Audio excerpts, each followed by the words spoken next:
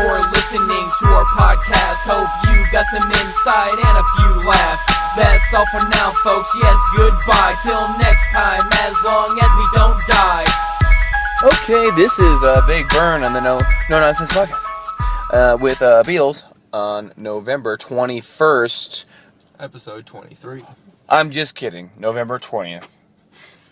But it is going to... The release of Smash Bros. 4 is going to be released at midnight tonight. Just so you know, it is an historical day, and it needs to be marked. Anyways, I would talk about Smash today, but we need to reserve that for a special pod. So let's start you off with a little poem. You just bought that new house, and it's time for the big move.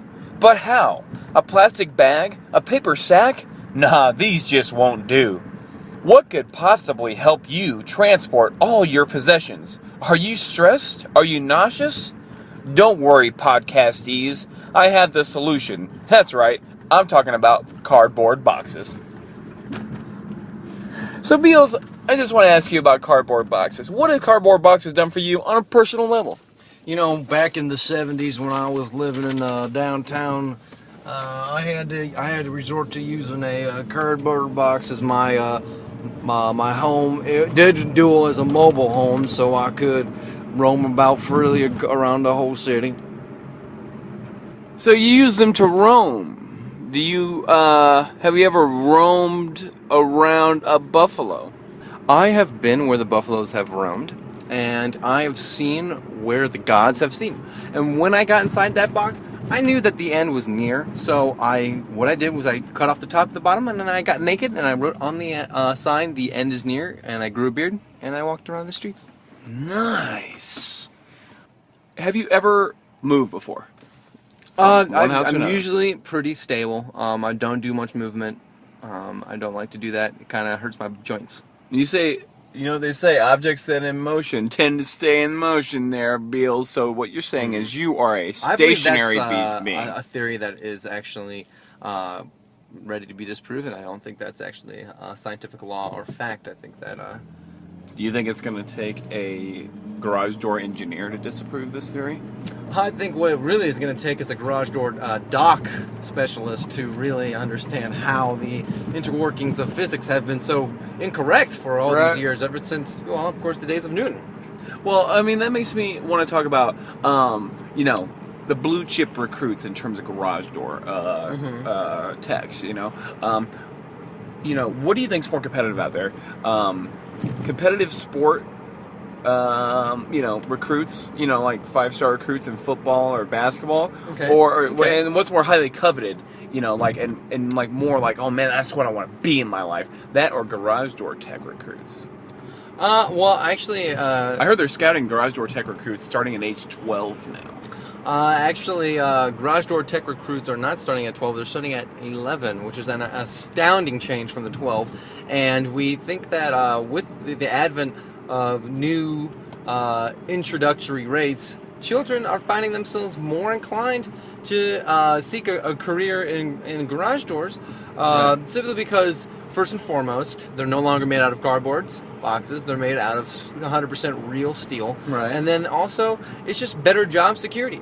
When you're a student athlete or an athlete who's paid professionally, you don't see big numbers. You go out there, you bust your balls every day, and you're just not seeing the big numbers. 30 million a year is not enough. No, absolutely not. And when you look at when we looked at what we were saying earlier in the pod is Wayne Newton's law of physics, we see his third law that thou shalt make more money in the garage door sales. Because I agree. I think that within 20 years, and kind of tying it back earlier to an earlier discussion we had in the pod with football injuries, that garage door techs are going to replace all sports in this country. And how I talked about blood sport taking over the United States, that's going to be temporary, but then they're going to get scared off because there's going to be too many Lambats coming into the Lamborghinis, and you can't really control a stick shift, and you can't control the way a diaphragm contracts, so they're going to go ahead and stick their pufferfish out and then go ahead and take Steve Carell and put him in the role of Nemo. Yeah, I think that Steve Carell is really going to make a comeback in the NFL. And I think that one thing they'll do is change the football and make it a 16-foot garage door.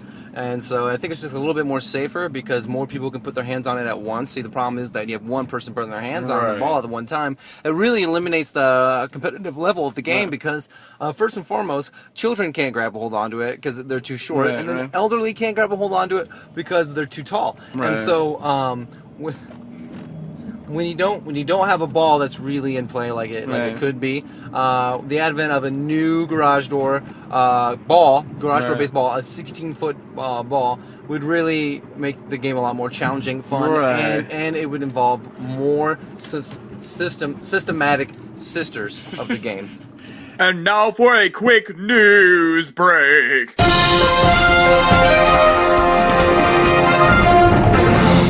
A local elderly man of the name of Maximus Rectus Ramirez was found on the corner of 24th and Washington this morning in critical condition. Allegedly, Ramirez was hit by a drunk driver at 10 a.m. who was driving a brand new black 2014 Hyundai Elantra 4x4 with front-wheeled steering and 2 passenger airbags equipped with a 4-cylinder engine and 2 exhausts.